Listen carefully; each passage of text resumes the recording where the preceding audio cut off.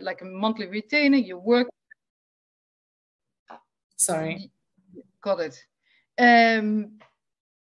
So they are very well paid, but there's no business of I work from 9 to 5. This is the task at hand. One of the tasks is also that if you hire new employees, real employees, permanent employees, that these contractors have to train the employees, because you can imagine that. No, when I started, there was probably about 1 million or 2 million analog handhelds in the world. Yeah, and you already said earlier, but in introduction, that today we have 8.6 billion mobile subscribers. This is in a period of 30 years.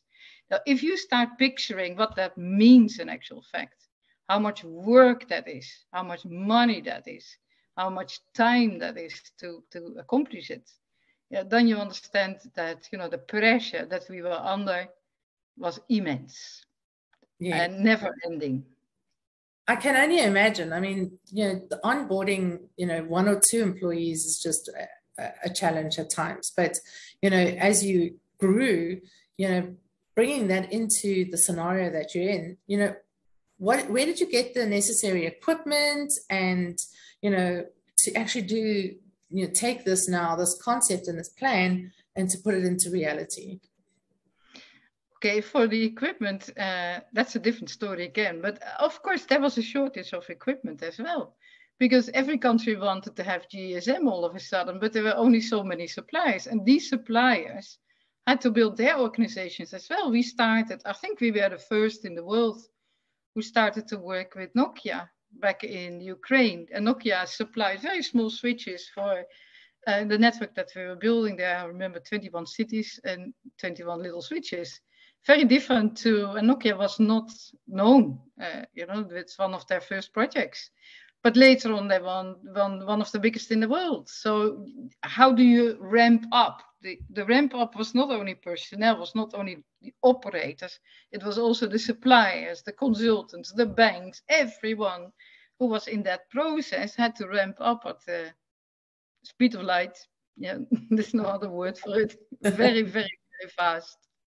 Oh, wow. So, and sometimes if there was no equipment, I remember clearly, for example, in Switzerland, and I've written that in the book as well, you know, we basically had to go out and find solutions. And even in Hungary, which was the first project we did, I did, to build the network there. Ukraine was more a business development project for me, at least. And, you know, I had to negotiate with suppliers during the night.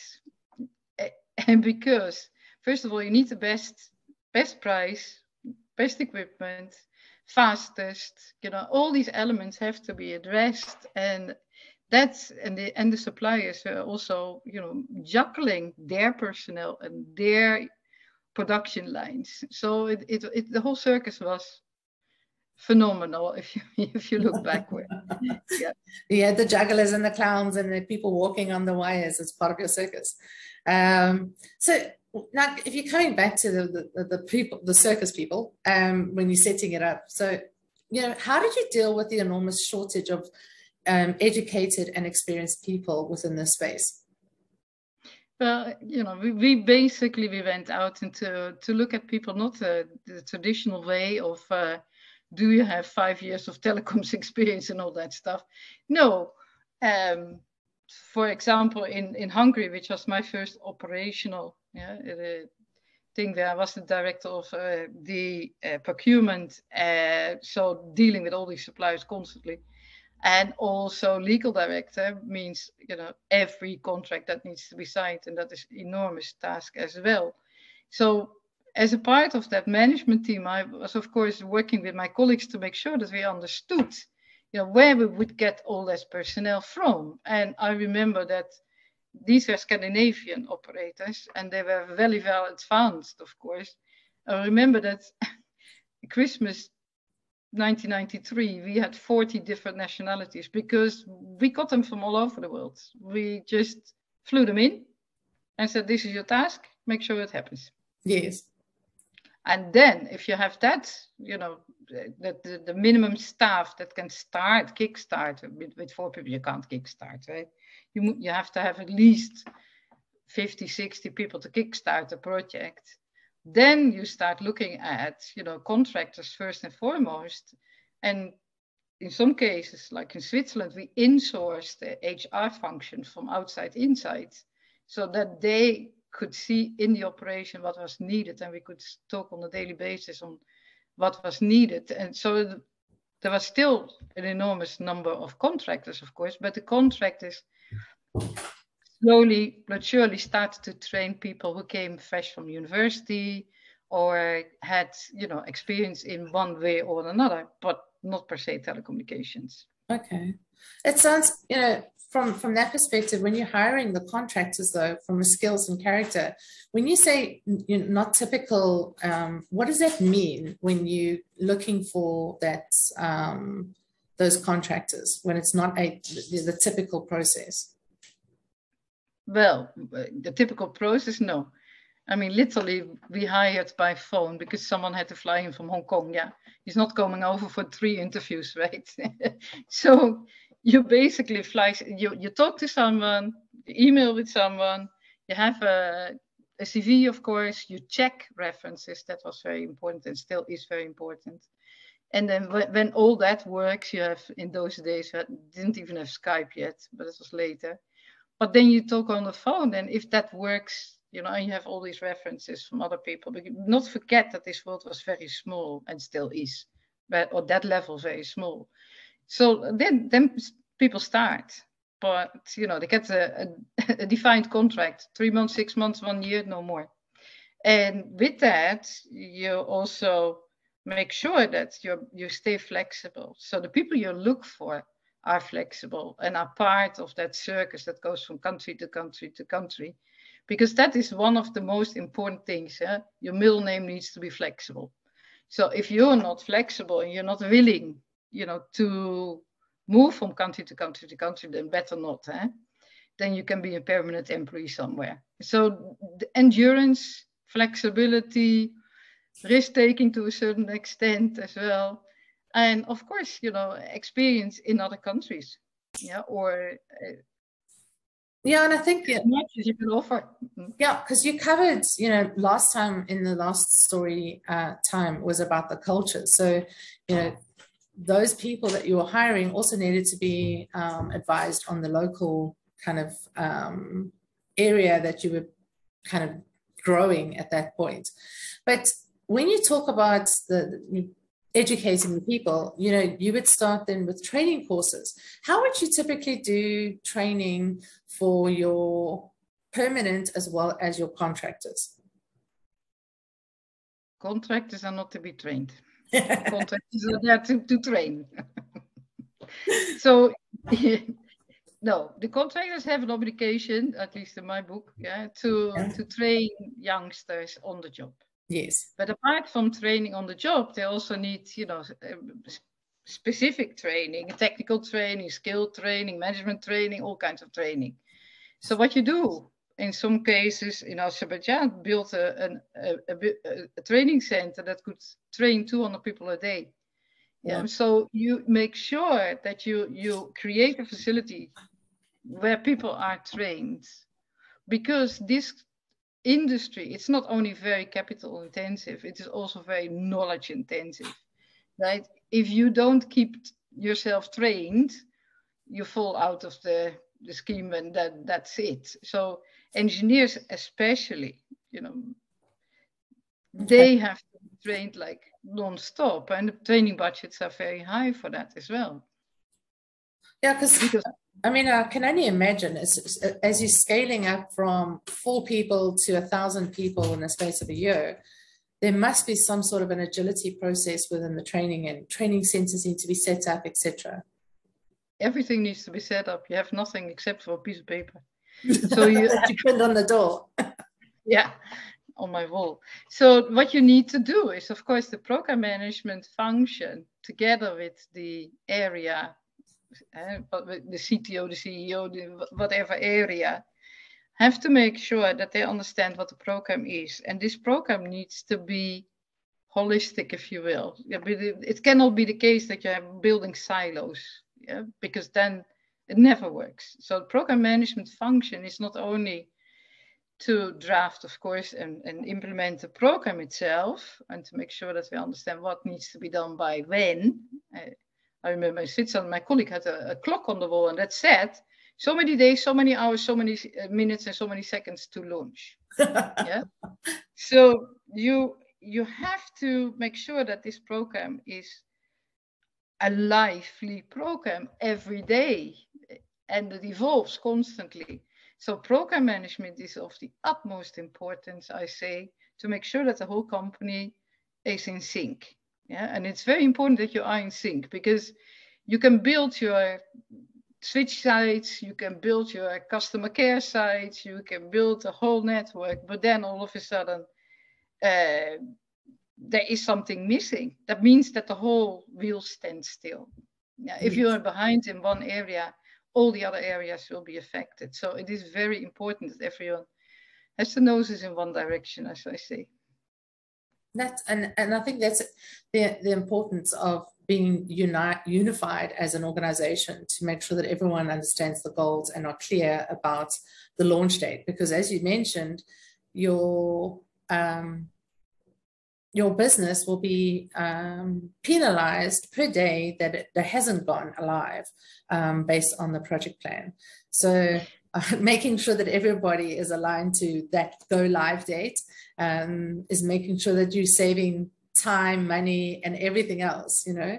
And, you know, one of the things that you've mentioned as well is making sure that you work with universities and schools that could attract great candidates for the business. How did you go about doing that?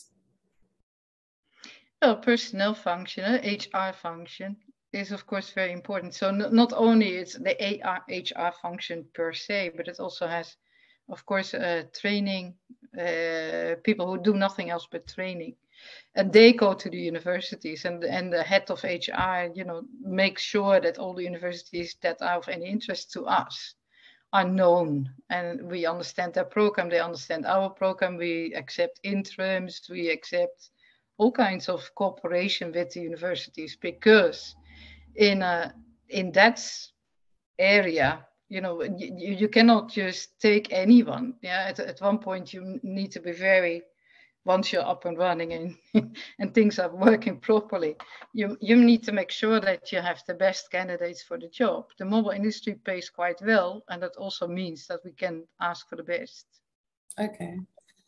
So if we take this and we take it into the next level of money, you know, the thing that you get fined on if you're late, where did you get the funds to build, you know, especially with newcomers, investment banks, in those who needed to learn mobile at the speed of light, as you say?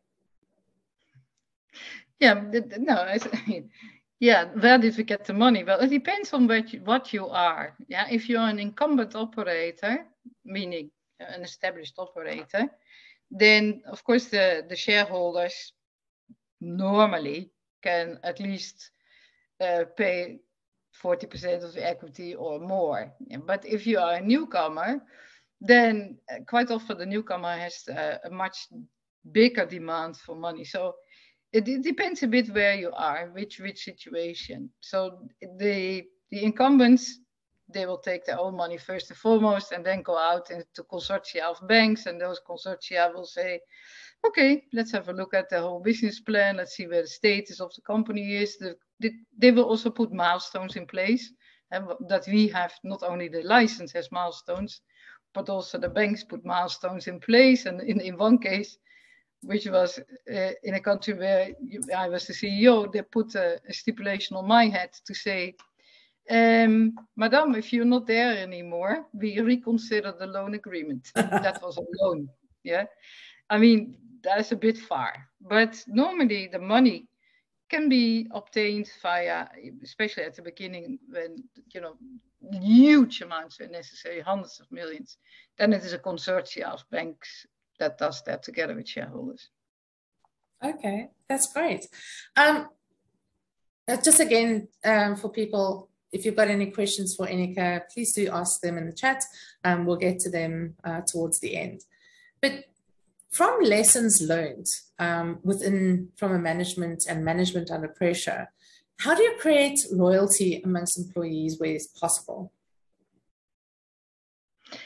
create loyalty to make sure that people understand what their role is, first of all. They understand what the goal is. Especially the contractors know that very well, and the consultants, because that is what they do. The first thing that they will ask is what are the stipulations of the license? What do I have to do, and when do I have to do it by? Yeah, that's logic.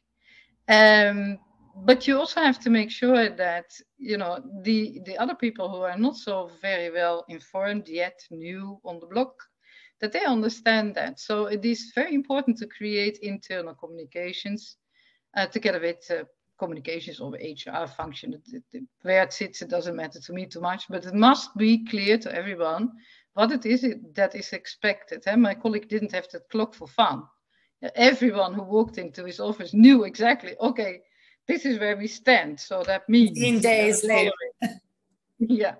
And the program management function, which is normally a whole big team of people, also talk to the people who have to do this on an ongoing basis, of course, and to explain that if they can't do this, that means that someone else will be hindered because they can't do that. Yeah, so it's a real turns. If, as I said, if someone pops out, then you have a real problem because everyone is dependent on everyone, and everyone's role is important in this. And that is, of course, not only when you build a company, that is always whenever you manage a company. So by making sure that intercommunications is organized well, you also create transparency and make sure that people understand what it is that is expected from them and how they relate to their colleagues. And I think it is very important to understand, as well as the leader of the company, the CEO, what I've been many times now, is that if you sneeze, company is sick. If you laugh, company is happy, right? So you also your role is to make sure that you convey this message, and in a very good and transparent and optimistic way. Not like, oh, I'm so sorry, we can maybe not do this.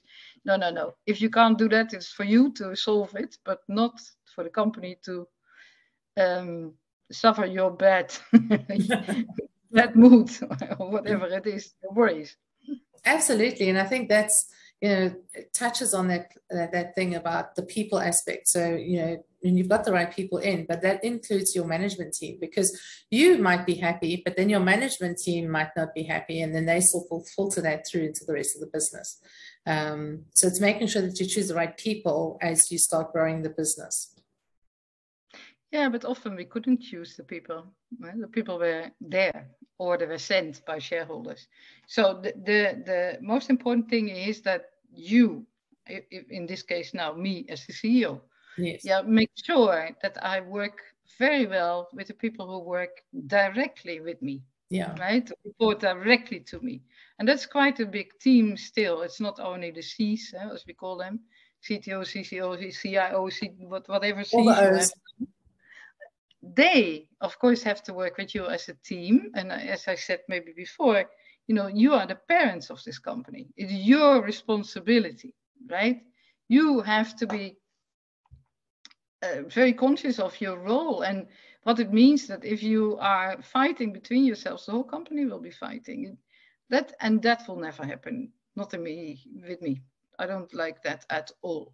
Yeah, so what is important, that if you have conflict or differences of opinion, better expression, make sure that you do it behind closed doors and sort it out. You set the example as a team, right? And especially as the CEO.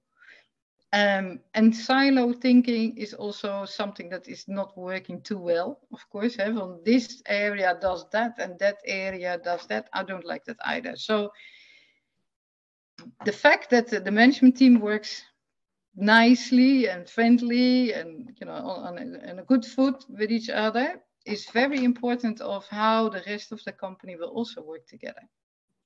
But if there is a problem, I had one operation where there I was the CTO, or general manager, network. I set up a sort of arbitration.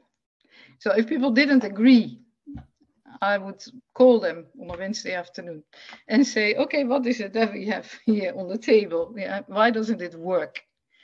And then sort it out that way. Yeah, so you have to find a way of making sure that everyone understands the goal and what is at risk, but also if there's a problem that you solve it. And that's a great point. And then that's just based on any type of leadership. Doesn't matter whether it's in business, politics, or religion. It's all about the same thing. It's about making sure that you're transparent. So great point that you've mentioned there. If we're taking this now back to the status quo of today, the continuous pressure with the introduction of 5G and upgrades to existing networks, etc. What do you think is impacting from a management under pressure, and how is that the upgrades to 5G? And I think there's additional Gs that are coming in even while we speak. Yeah, 6G is already on the corner. Yeah. So then, but yeah, the difference is in a way that, of course, the networks are being built. This is very important. So you go to the next generation. That doesn't mean that you have to replace every single network element. And you make sure that the foundation of the company is in place. The functions in the company are in place. So that relieves a bit of the pressure. I think that the biggest pressure today is, especially in let's say the Western world, is that the margins are so under pressure, that people want mobile telecommunications for virtually nothing. And that means, of course, that, one way or another, things need to be financed. And as you said at the very beginning, the yearly investment budget for the telecommunications industry is 1.4 trillion. Yeah, we contribute 5% of GDP worldwide. We pay $500 billion in taxes worldwide. Yeah. So this is an enormous amount of money, but also many, many people who live of it nowadays. And you need to make sure that the pressure will be constant, but quite often for different reasons. But you make sure that you understand what the pressure points are, of course. Yeah. And the status quo today is also the shortage of experienced people that continues. And the mobile industry, GSMA mobile industry employs like 30 million people now. What does that look like from a shortage? And what should people look at if they're wanting to get involved with the mobile telecommunications and they're just doing some technical training? What would your advice be for those people? I think, first of all, you get into the mobile industry normally if you're young. Yeah, because the industry likes to train people themselves. But also the training budgets, as I already explained, are very high. So you get, especially when you are in engineering, the training budget in certain countries was about $20,000 per person per year. Yeah, in engineering, that's a lot.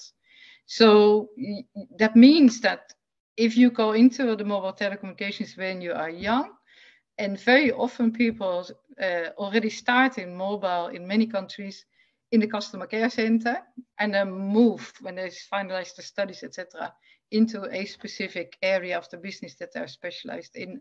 Then they will be trained further. With the technical development, it is, of course, logic that you have to learn about each and every new generation, what that means, yeah, and what the new equipment is able of doing, and how you deal with that. But most important also how you deal with the suppliers, because of course there is support from suppliers. So the understanding of what the company does, and especially what your function is something that totally evolves all the time, because the industry evolves all the time. It's not a job that you can say, okay, I'm going to start in a mobile operation. And that's that. Yeah, maybe in very, very few functions, but mostly not.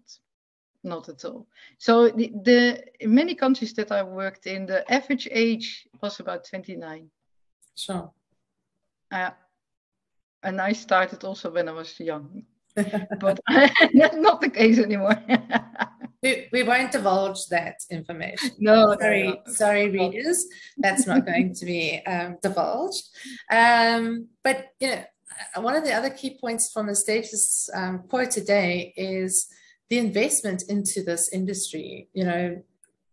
I'm assuming that because of the low cost demand from a consumer perspective, that there's low margins for and competitive markets. So you always have to keep an eye on your competition. How does the shortage of an investment into this industry impact the management and being under pressure? I'm not quite sure that it is a shortage of investment. It's the margins are smaller than it used to be. So what you can finance from your own cash flow is less than it used to be. So you have to go out to the banks, but the banks are still willing to invest, of course. Yes. There is pressure from different sides. It's not only the pressure that we already discussed now, but also of for example, tech companies. Yeah, they have taken a big chunk of the revenues that basically were mobile revenues. So the industry also evolves. And the mobile networks are the basis of everything, but the parties that work with the mobile networks are also growing up, if you will. Yeah, so that also puts pressure. Today you are not a CEO of a mobile network anymore, especially not in Africa, where it's very well advanced. If you look at Kenya, half of GDP, $125 billion goes over the mobile networks. Wow. Yeah, because about 5 billion people in this world are so-called unbanked. They don't have a bank account, but they do use mobile money all the time. Mobile handsets nowadays, especially with smartphones, of course, you have your mobile money, but also your mobile insurance, your mobile education, you can do utilities measuring, whatever you do, the mobile device starts to be the mirror of what you are and what you're doing. Yeah, you learn online, you spend online. Yeah. And I think that's due to the fact of all the hard work that the mobile telecommunications networks set up 30 years ago and started with that process. I know here in South Africa, we have 58 million people, but 104 million of them we have 104 million mobiles, which means every person has 2 mobiles, just to make sure that the mobile industry is well populated with some income going from that perspective. But also, some of the stuff you can't do without having a text sent for 2-step verification, which helps from a security perspective because you have your phone next to you more often than not, but not necessarily your email and anything else. So, in certain countries, you can't even live without a mobile, like Dubai. Everything goes via your mobile. Khalas. No choice. Absolutely. So, but the fact that people have 2 SIM cards doesn't necessarily mean that they have 2 handhelds. But yes, because of the mobiles have 2 slots. Yeah. And that is a development that since the billing systems that mobile operators were using were at the beginning, of course, much simpler and not as fast. Yeah, so if you wanted to implement a new tariff, it took time. Today, this goes like in a flash. So in the morning, people check. Yeah, people have no money. Like my commercial officer in Azerbaijan, Gracie, always said to me, "Ma'am, they only have $1 in the pocket in the morning, and I want 25% of that." I said, okay, that's a very, very nice goal, but the thing is, of course, that people who have no money are very price sensitive. And so they have more SIM cards for sure. And SIM cards are either very cheap or for free. Yeah. And for mobile operation, that is again also a form of pressure because constantly the pressure is there to offer competitive tariffs and competitive services and to make sure that you capture that customer. Customer lock-in, as we call it, is of utmost importance because if your bank account is in my mobile phone, then I want you to stay with me. Yes. No, that makes sense. So we've had, I see that we have just over or just under 20 minutes left. I want to go to some of the questions that have been asked by the audience today. So I'm just going to go and just check the questions. So one of the questions that was asked is, when it came to writing your book, what was the main motivation for you to write your book? What inspired you to do this mobile telecommunications book? Well, first people were starting to pressurize me like many years ago, like 20 years ago. Oh, Ineke, you write stories. Why don't you write a book? You solve many different countries. It would be so interesting. Ta, ta, ta. And I thought, I'm working 80 hours a week. Thank you very much. No, I'm not doing it. But when of course, my last assignment as a CEO is quite some years ago now. And when I started to have a bit more time for myself, I thought, okay, maybe it's an idea, but I'm not going to write about me, like a biography and about what I did all over the place. But I want to write a book, from my point of view, of course, about, what it is that we did to make sure that you have that phone in your hand there. Yeah, and I started in the late 2019, and then my computer was stolen. So a few months later, when I had the courage again, I started again to write a book. And then was COVID. So I used the COVID time to basically do it and do the research and do, and talk to people and get my memories in order, get my notebooks, etc., that I had from the past. And then I started to write again.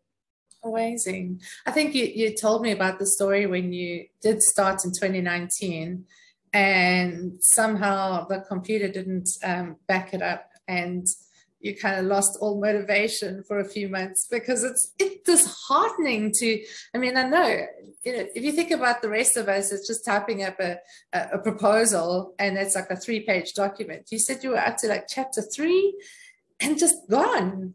How did you handle that part? Well, as I said, I took a rest.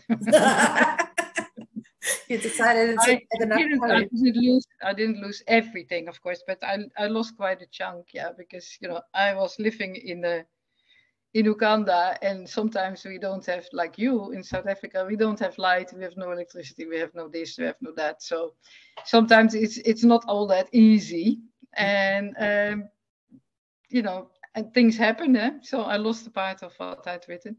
Yeah, a lot of us cry when we lose just a page, and yes, so I'm sure it's heart-wrenching.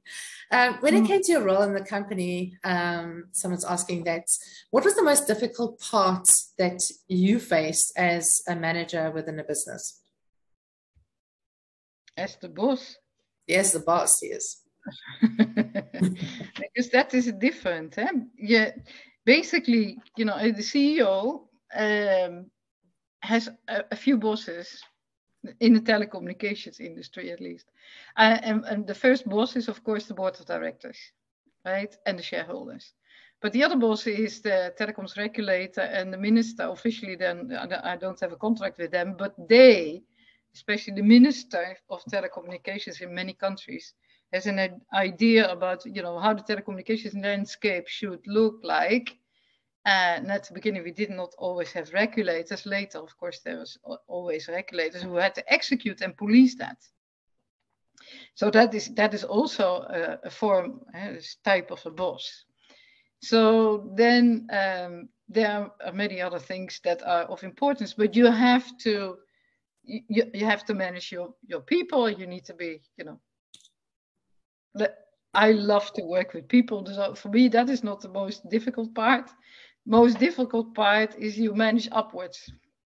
And yes. That means, you have to make sure that you understand what it is that the shareholders and the board have in mind. Now, with a good program management function and a good business plan, of course, what people have in mind because they agree on that every quarter or every year at least. Yeah, and where you have to go. But the most important thing, I think, for a CEO is to make sure that you understand people and money. and the stakeholders in the whole process.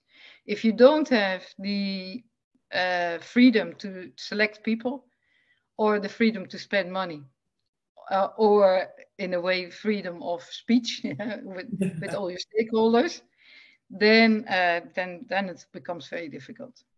Sure. Another question that was asked is, how do you think the mobile telecommunications industry has impacted how managers lead in a remote world? Oh, I think, well, in the remote world, I think in the whole world nowadays, since COVID, yeah, managers, it depends on the company and the culture of the company, of course, how far managers can interrupt people's personal life like non-stop. Yeah.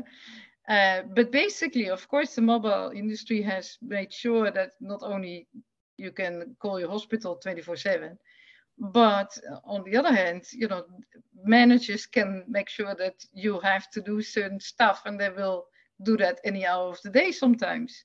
So I think that it is important, whether or not it is in a remote area, where it's even more important, I understand, but is that there is a sort of etiquette. Yeah, and so the physical world and the virtual world should mirror each other. It cannot be the case that if you're an employee that you are available for your manager 24/7. That's not how it works. No, in a normal situation. No.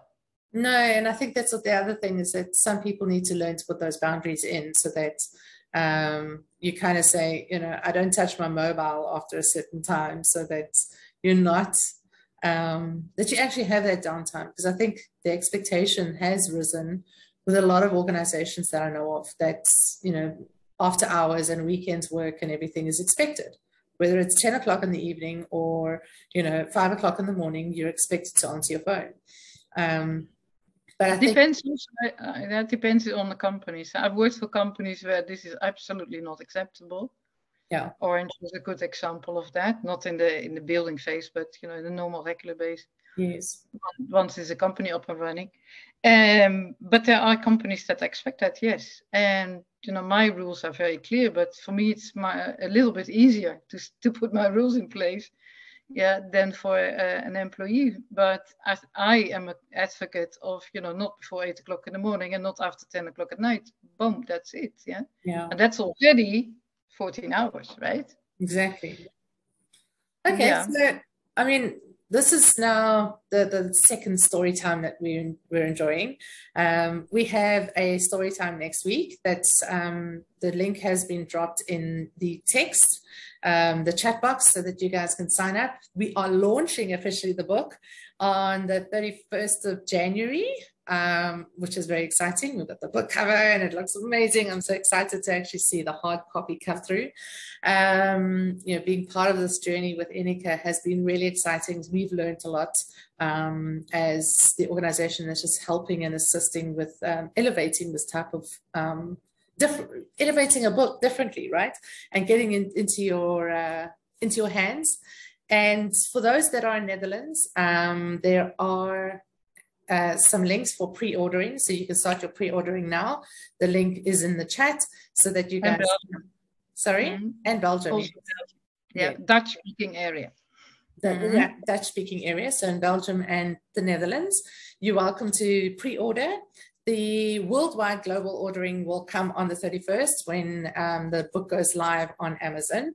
So then you can order either your hard copy or your ebook, so that you guys can get going. For those who want to feel the paper, you're just going to have to wait for your delivery. But you can always just order on the 31st of Jan. So thank you, Inika, for your time. We really appreciate, I learn so much every time I have a conversation with you, and that's just not even just in these sessions, but on other sessions that we have separately. I'm looking forward to the session next week. And I don't know if it's sorry? Challenging situations, dangerous. Yes, the dangerous, challenging situations. And I think this is going to be my favorite one, because, we're all like those people that love to hear those war stories, but this is the type of thing that happens generally in the world, around the world. I mean, if you look at Ukraine at the moment, so in that space, Inika will be sharing about some of the dangerous positions that she was put into on many different occasions around many different projects. And so she's actually going to be talking to us about that just before the book launch. So don't miss out next week, because next week is going to be amazing. Okay. Well, I'm still alive. Yeah, that's amazing. Exactly. And that's a testament in itself. But to find out why, you're going to have to come next week. I'm just saying. Thank you. You're most welcome. Thank you for your time, and we'll see you next week in the next story time. And everyone, thank you for attending. It's fun to do this, and thank you, Nolene and the team, to prepare all of it. You're most welcome. Have a good evening now. Take care. Okay. Okay. You too. Bye. Bye-bye. Bye-bye.